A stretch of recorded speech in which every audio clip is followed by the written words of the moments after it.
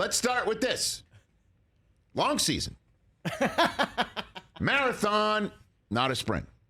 Yeah. But, man, did we get a lot of grief on NFL Game Day season kickoff, our season preview show, the NFL Game Day Morning Gang, all 6 of us, me, Mooch, Kurt, Irv, Cynthia Freeland, Rachel Bonetta, we all picked the Bills to win the Super Bowl, all of us.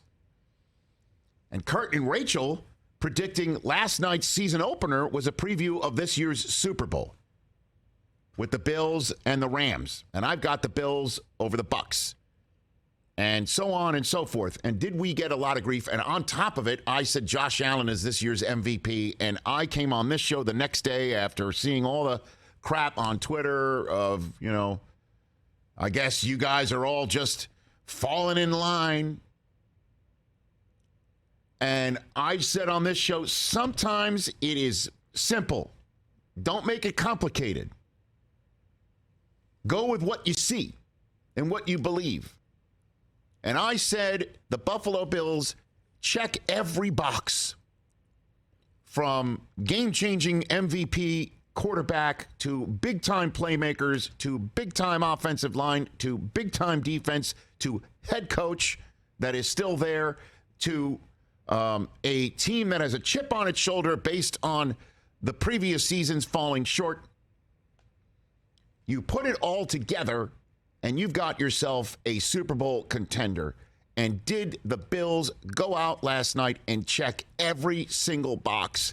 They not only checked every single box, they checked it so hard the pen went through the paper and drew on the table the paper was resting on. It was 10-10 at half, and the reason why it was 10-10 at half is because a Josh Allen interception went out of the hands of Isaiah McKenzie and right into the hands of the Rams. And James Cook's first career carry wound up on the turf. That the Bills' defense went back out and picked off Matthew Stafford to take the ball right back because the Bills' defense is, as we say, no joke. And 200 of the 297 passing yards from Josh Allen split by Stephon Diggs and Gabriel Davis. The Bills' defense sacked Matthew Stafford 7 times last night, hit him 15 times last night, and all 22 Twitter pointing out no blitzes from the Buffalo Bills defense last night. They just rushed him, and they got him. And they have got a defense that can scare people. And how about the first sack of the season coming from Von Miller as the Rams were attempting to retort the season opening drive by the Bills. And they got on the plus side of the field with a couple of first downs with their Super Bowl MVP, Cooper Kupp, making a catch and Tyler Higbee making a catch. And then Von Miller says, that's it. And ended that drive with a sack to give the Buffalo Bills a very nice start because Allen came out last night and hit people in the mouth.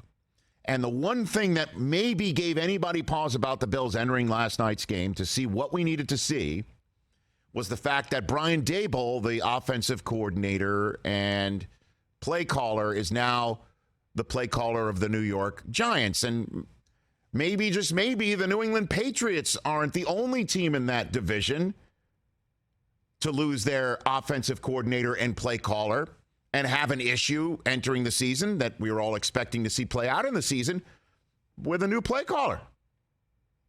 But Ken Dorsey knows the offense and knows the quarterback.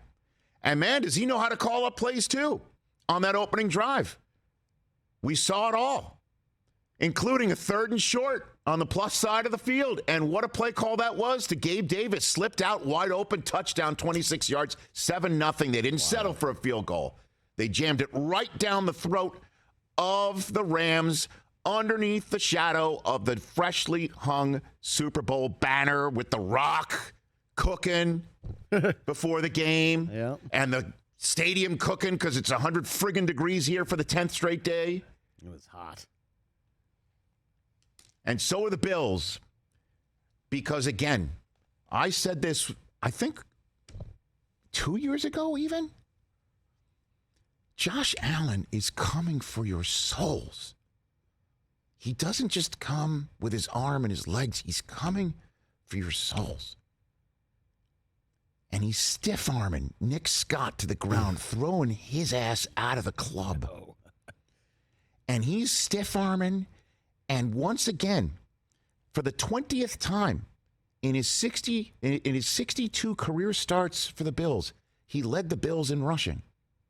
And then he missed on only 5 passes and almost getting 300 yards, 297 yards. His passes are like the throwing version of a stiff arm, because now he appears to have what all MVP quarterbacks have: full command.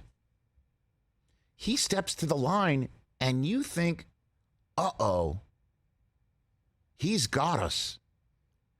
You think, uh-oh, I have no idea how he's going to get us. Arm or legs? Uh-oh, he's not going to be the one to make the mistake. Uh-oh, we better have our chin strapped and everything else girded, because he's coming.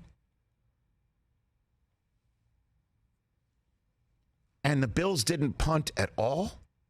And they've got a kicker who can split the uprights. That's why I chose the Bills to win it all. That's why most people have chosen the Bills to win it all. Of course, we need to see it over and over and over again in a league where attrition will always land. But man, a 21-point win in the home of the defending Super Bowl champs on the night that they have raised the banner. I looked it up. The NFL in 2004 started the tradition of having the defending Super Bowl champions host the opener, with two exceptions. In 2019, if you remember, they had the Bears and the Packers open up due to the fact that that was a milestone moment in that rivalry. The Patriots had their home opener on a Sunday night. They won by 30. The other time, for an exception, is when Baltimore had to go on the road to open their season in Denver, because I guess there was some sort of a doubleheader in the Orioles had something to do with it, or whatever. It was The Orioles didn't want to change or move. It was the really date. weird, Yeah, it and was weird. so Well, they share a parking lot. That's why. Right. The nest there, where the Ravens and the Orioles share a spot. A complex. The Ravens had to go on the road to Denver, and Peyton Manning, our second-hour guest, just beat them like a drum by 22. Other than that, it is by far the worst home opening loss by a defending Super Bowl champ on the night that they have raised a banner. 21 points. And it didn't even appear to be that close.